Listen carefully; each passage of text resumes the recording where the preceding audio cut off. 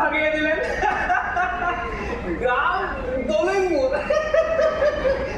Post office Chuadanga. আর নাম, সুন্দর নাম, আসনায় আসনায় কাহার।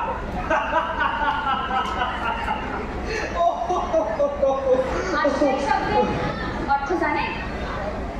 না, কি? নারী ও পুরুষের অবৈধ প্রণয়। আমি তো এদেশে অবৈধ। আমার পাসপোর্ট নাই, ভিসাও না। হ্যাঁ?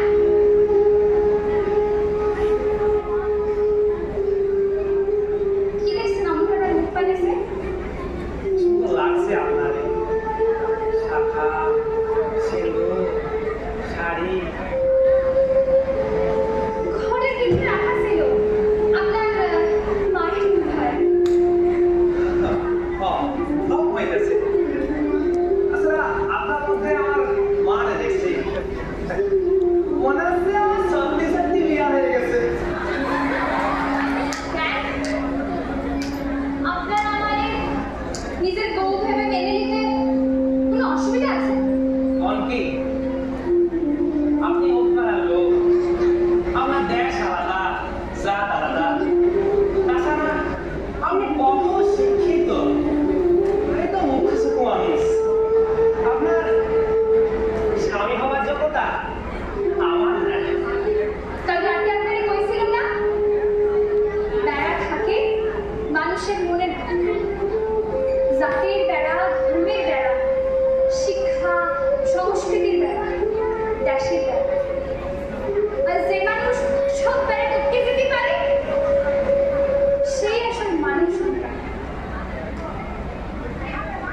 আমার কোনো দেশ নাই, কোনো ধর্ম নাই।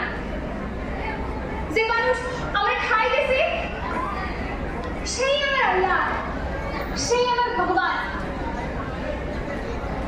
আর যে মাটি আমার খাই গেছে সেই আমার দেশের মাটি।